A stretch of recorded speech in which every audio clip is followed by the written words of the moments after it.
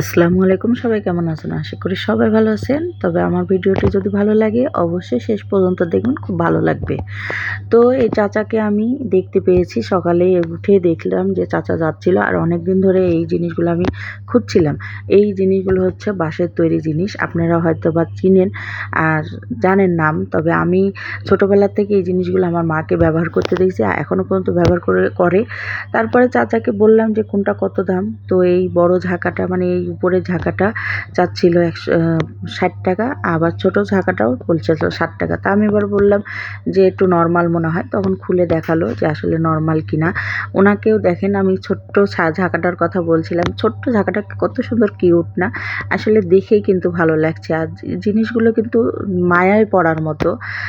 ওনাদের হাতের কাজগুলো খুবই ভালো, নিখুঁত। আমার কাছে কিন্তু ভালো লাগছে জিনিসগুলো, এজন্য কিন্তু আমি আর মানে ভাবিনি টাকার দিকে।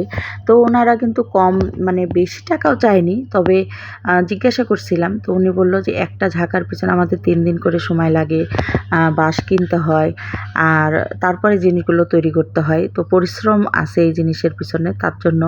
আর ওনাদেরকে না আমি মানে দেখেছি, কখনো তারা গাড়িতে যায় না, এই রাস্তা দিয়ে মানে হেঁটেই তারা জিনিস বিক্রি করে। তো যাই হোক, ওনারা খুব পরিশ্রমী। তারপরে আমি ওনার সাথে কথা বললাম যে বড় ঝাঁকাতে কি ব্যবহার করা যাবে, মানে এটাতে কি হবে। উনি বলল যে এটাতে শাক ধুতে পারবেন, মাছ ধুতে পারবেন, ছোটোটাতে চাল ধুতে পারবেন।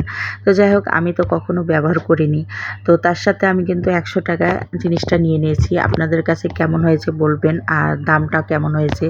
আমি কিন্তু তাকে ঠকাইনি, বা আমার কাছে ঠকানো মনে হয়নি।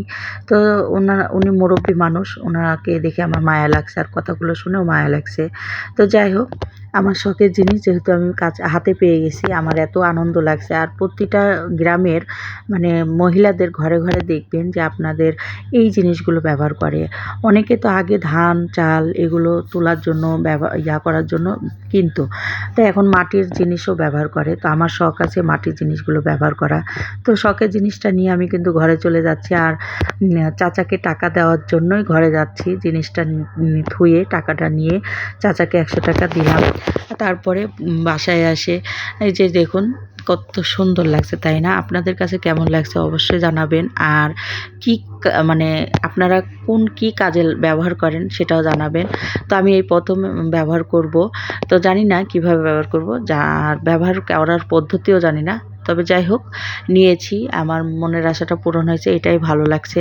আর আজকের ভিডিওটি কেমন লাগছে অবশ্যই জানাবেন, আর লাইক কমেন্ট শেয়ার করবেন। নতুন নতুন ভিডিও দেখার জন্য আমার পেজটি ফলো করে রাখবেন। তো আজকের মতো এই পর্যন্ত, আল্লাহ হাফেজ।